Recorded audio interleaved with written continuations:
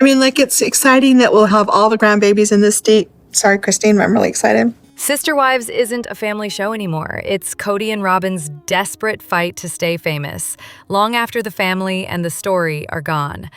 At this point, Sister Wives has become the television equivalent of a coma patient being kept alive by network stubbornness. The premise that once made it compelling, a complicated, messy, and human look at plural marriage, has long since disintegrated into the Kody and Robyn variety hour. And frankly, no one asked for that spin-off. TLC seems determined to keep Kody and Robyn on air, despite the glaring reality. There are no sister wives left to film. What remains is a man desperate to cling to his last vestige of fame and a camera-friendly spouse whose primary on-screen function appears to be decorating her mansion and indulging in shopping sprees. The contrast is almost comical when remembering Kody's past lectures to Christine about budgeting for groceries instead of family visits. Today's Sister Wives no longer documents a plural family. It documents Kody documenting himself. With no interaction left between the original three, Mary, Janelle, and Christine, and the remaining Brown duo, the show has devolved into a self-serving display meant to justify Kody's continued presence on television. Even the inclusion of Room for Truly in the new mansion feels less like paternal consideration and more like legal strategy tied to child support optics. Rumors of a season 21 already being filmed inspire less excitement than disbelief. Why would anyone sign up for more footage of two people whose conversations have all the natural rhythm of a DMV line? Kody and Robyn appear both emotionally and intellectually stunted. Two actors trapped in a reality show that no longer knows what it's about. Meanwhile, the show's pacing has grown as lethargic as its subjects. The endless regurgitation of old material makes Sister Wives feel less like a drama and more like a rerun stitched together from scenes no one asked to see twice. Many former fans now fast forward through episodes or skip them entirely, catching up only through summaries because the show itself no longer offers anything worth watching. The spectacle has shifted from human interest to hollow luxury. The Browns' gratitude prayers for artwork, jewelry, and opulence play like a tone-deaf sermon about self-importance. Every moment feels engineered to outshine their estranged family members, as though spiritual growth could be measured in square footage and decorative crosses. Even attempts to broaden the show's focus fall flat. Mary's Worthy Up journey and Christine's post-split glow-up segments have become self-congratulatory filler, empty storylines that mistake self-branding for substance. What was once a fascinating social experiment has turned into a dull carousel of egos and merchandising. At this stage, Sister Wives no longer reflects a family in transition. It's a franchise in decline, gasping for relevance.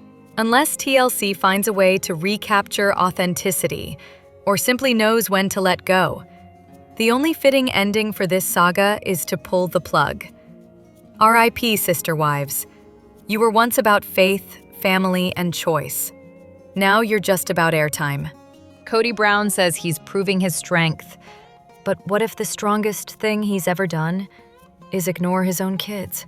Kody Brown never misses an opportunity to audition for the title of Most Unqualified Man with the Loudest Ego. His recent foray into special forces and his smug dismissal of Bree's only qualification being a podcaster perfectly captures his self-awareness level. Absolutely none. The irony, of course, is staggering.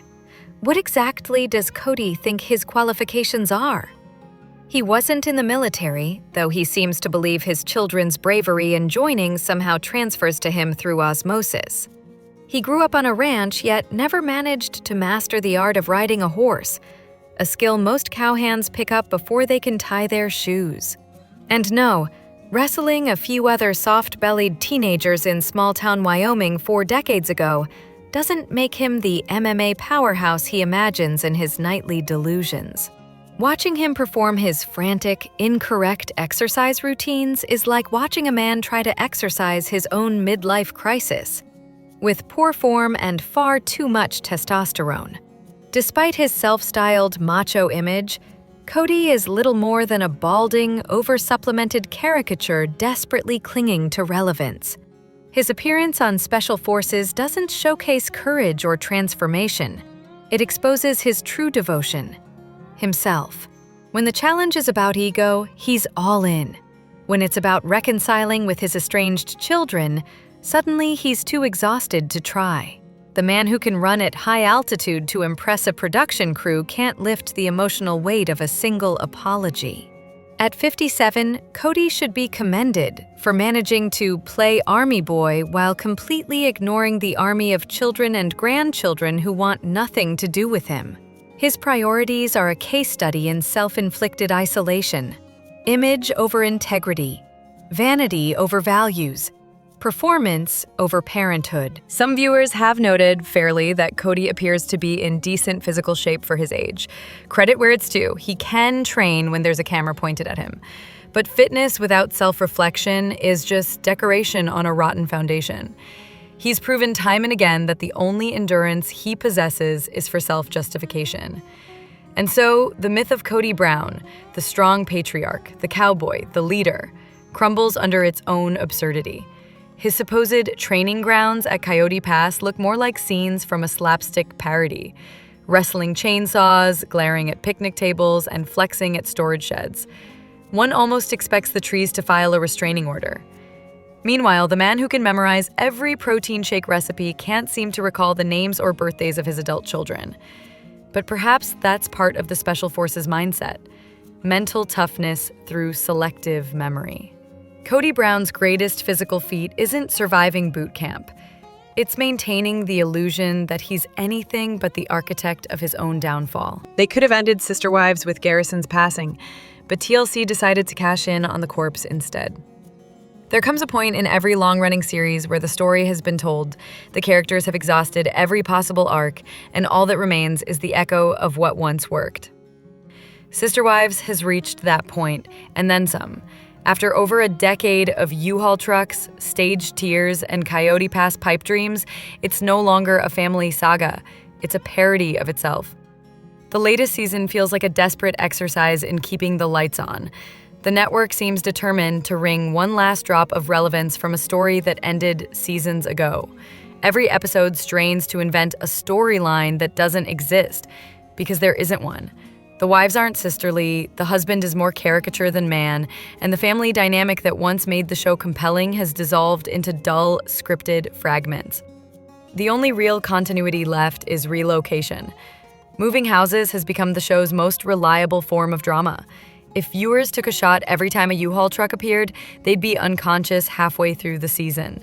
It's exhausting television, not because it's emotional, but because it's repetitive to the point of absurdity. And then there's the cast. Kody and Robyn continue their robotic readings of producer-fed dialogue, while Janelle exists in a sort of narrative purgatory, present but barely. Mary, meanwhile, has been forced through the same contrived starting over storyline so many times she could probably perform it in her sleep. Christine, once the fan favorite, has drifted into Mean Girl territory, offering snide commentary as if auditioning for a Real Housewives crossover. The children? A blur of pregnancies, small updates, and filler moments designed to stretch the runtime. The show should have ended with Garrison's passing, a tragic and natural endpoint that could have provided closure and dignity. Instead, it trudges on, hollow and self-aware, performing grief and growth for cameras that should have been turned off years ago. The remaining audience, half nostalgic, half masochistic, keeps the machine alive through what can only be described as hate watching. Even the network seems to know it. Every new episode feels like a cynical calculation. Keep filming as long as people are still angry enough to tune in. Kody and Robyn's growing presence in other reality projects reeks of desperation. For money, attention, or perhaps the illusion that they're still relevant. Meanwhile, the other wives and their children are branching off, building their own lives and platforms without the emotional circus that Sister Wives has become. Ironically, the most entertaining content related to this show in recent years didn't even come from TLC. It came from fans dissecting Robyn's Etsy doll purchases online. That alone says everything about where Sister Wives stands today. The audience is more creative, more interesting, and more self-aware than the show itself. What was once a sociological experiment in modern polygamy has devolved into a joyless rerun of denial and dysfunction. It's time for the cameras to pack up, preferably in one last U-Haul, and drive off Coyote Pass for good. They built a palace out of delusion, and now they're watching it crumble in real time. When Kody and Robyn Brown's fantasy of endless abundance finally collapses, one can only wonder which will hit harder, the financial freefall or the shock of reality. It's hard to picture them managing the upkeep of their grand suburban fortress when Sister Wives is limping toward its inevitable end. One imagines their utility bills alone could fund a small village, yet somehow they seem convinced the show and their lifestyle will sustain itself forever. Their children, particularly Solomon and Ariella, have known nothing but McMansion life. Ariella once declared that her 7,000-square-foot house felt too small because she couldn't play hide-and-seek properly. A tragic plight, certainly. Even if we round down to the actual 4,500 square feet, it's still hard to summon sympathy. Perhaps the issue isn't square footage, but the family's apparent inability to exist outside their self-made isolation chamber. When a home functions more like a flowers in the attic setup than a family dwelling, of course the children crave more hiding places. And while the rest of the world manages to play hide-and-seek in modest homes, 1,200 square feet, single-level, 3-bedroom ranches included, the Browns appear to equate physical excess with emotional stability. It's not working. When this house of credit cards collapses, the implosion will be spectacular. Robyn will drown in tears, Kody will rant about betrayal, and someone, likely Christine, will be blamed for the whole thing. Because in the Brown universe, accountability is as scarce as humility. The pattern is always the same: an inflated sense of entitlement, a financial disaster of their own making, and a frantic effort to cast themselves as victims. They've long operated under the delusion that the rules of the real world, child support, taxes, mortgage requirements, apply only to others. Kody's outrage over Christine filing for child support for Truly is a prime example. In his mind, legal obligations are not responsibilities but personal attacks. He fails to grasp that providing for one's child is not an optional act of generosity. It's the bare minimum required by law and decency. The Browns' finances, meanwhile, are a masterclass in denial. For Kody to secure that mansion, he would have needed to prove 3 years of stable income, significant cash reserves, and enough liquidity to cover several months of payments. No small feat for a family whose brand is rapidly depreciating. So yes, the income is likely guaranteed for now, but that clock is ticking.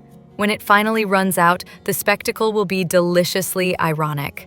After years of living in entitlement land, siphoning funds from what was once a 5-income family, Kody and Robyn will face a reality that doesn't bend to self-pity or spin.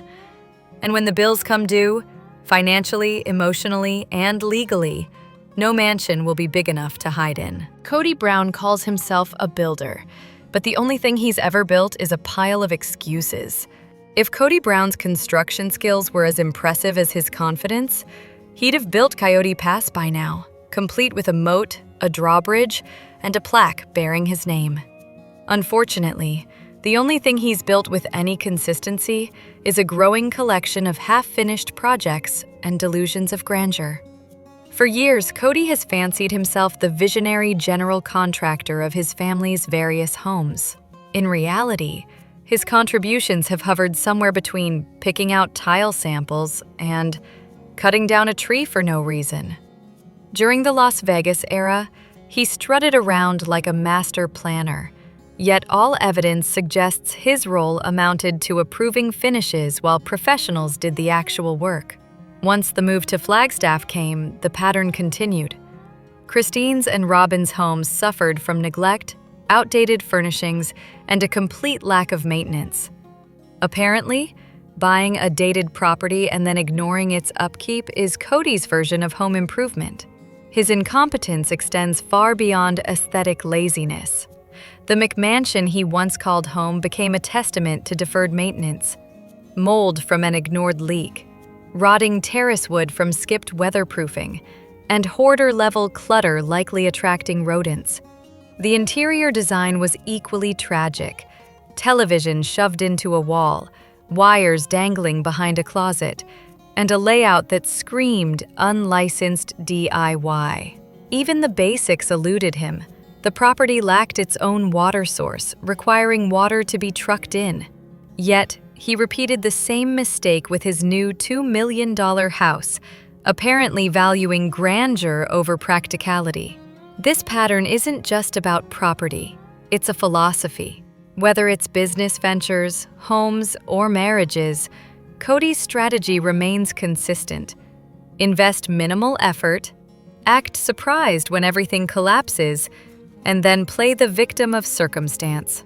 When Janelle's fifth wheel wouldn't stabilize, he didn't troubleshoot. He declared they'd been sold a lemon. When he cut down a tree and nearly flattened his own home, he blamed the tree. The man's toolkit is impressive only in quantity, not utility. He owns gloves, gear, and gadgets galore, but no discernible skills to match. Watching him assist Mary with furniture, without even using the screwdriver properly, was less home repair and more performance art. Calling him a handyman is as generous as calling his self-proclaimed alpha male energy leadership. If Kody has a signature project, it's the one featuring his favorite subject, himself. One can easily imagine the only picture he'd bother to hang, a wall-sized, airbrushed engagement photo starring his beloved used Lexus. The rest of the house? Unpainted, unfinished, and unbothered. Ultimately, Kody Brown isn't the builder he pretends to be. He's the village idiot with delusions of grandeur, forever confusing ownership with competence. His life, much like his homes, stands as a monument to neglect, impressive in scale, tragic in execution, and destined to crumble under the weight of its own vanity. TLC isn't airing a family drama anymore. It's broadcasting the slow, televised death of its own hit show. This season of Sister Wives seems to be testing the limits of human patience and perhaps gravity itself by moving at the pace of molasses in January. Each storyline is stretched so thin it's practically translucent. 3 episodes in, and here's the grand sum of progress. Mary goes on a date. Janelle exists. Christine and David drive somewhere in dramatic hail, but we already know they survive because, of course, Patreon told us so. Robyn and Kody pretend they haven't already moved into their latest dream home, while feigning interest in their children's morning routines.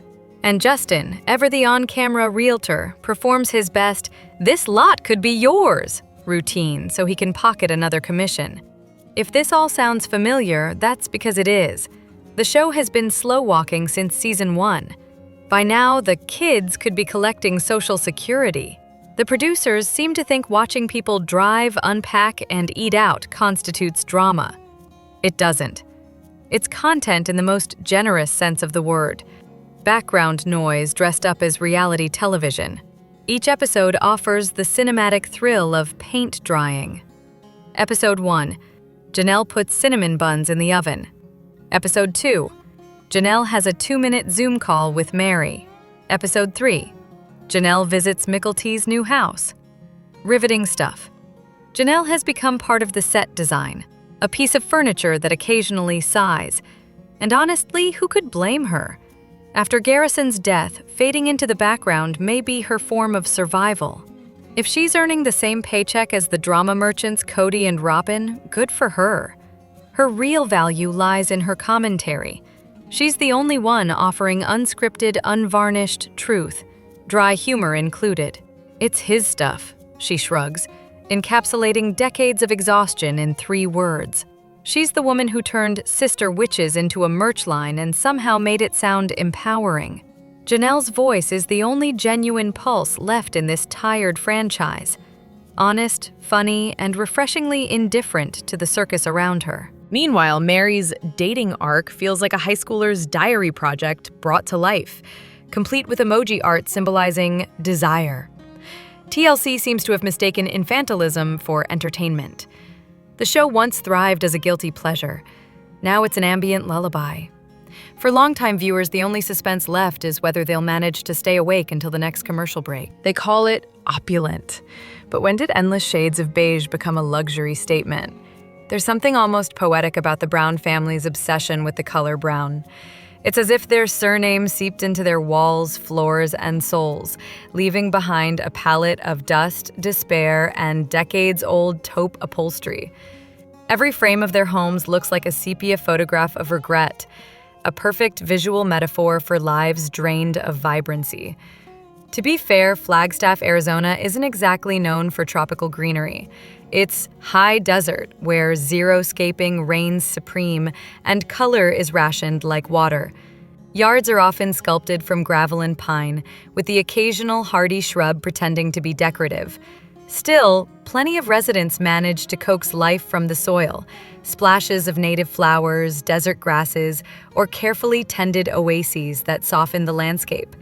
Yet somehow, Kody and Robyn's version of desert living is less rustic elegance and more expired adobe. Inside, the gloom continues. Their self-described opulent home is a shrine to beige monotony. Brown furniture, brown walls, brown trim, a temple built to mediocrity. It's as though every design decision was filtered through a belief that natural wood equals luxury. In reality, it's the visual equivalent of an overcast day. The interiors don't whisper custom craftsmanship. They sigh 1980s motel lobby. The dullness isn't limited to their current home either. Across every house shown on Sister Wives, the Browns have managed to maintain a perfect record of dimly lit, emotionally stagnant spaces. Walls, rugs, and furniture all conspire to mute any sign of warmth or individuality. Perhaps it's just poor lighting, or perhaps the dreary decor reflects the equally joyless atmosphere within. Even Janelle once managed to keep a flower garden alive, proving that bursts of color are possible in that climate. The others, however, seem more invested in collecting dust than daisies. Maybe Kody deems gardening unmanly and Robyn would rather curate her doll collection than pay a landscaper. Either way, the result is the same. Lifeless surroundings that mirror the household's energy. There's also the possibility that some southwestern communities enforce color ordinances requiring exteriors to blend with the natural landscape. If that's true for Flagstaff, then the Browns have taken that rule to heart, and then some. Where others might balance earthy tones with creative flair, they've embraced monotony as an aesthetic philosophy. In the end, the Browns' homes don't just look brown. They feel brown. Not the warm, comforting kind, but the flat, joyless tone of something perpetually stuck between past and present. Its decor as self-portrait, bleak, performative, and begging for a splash of life that never quite arrives. Subscribe. We promise a little more contrast than the Browns ever will.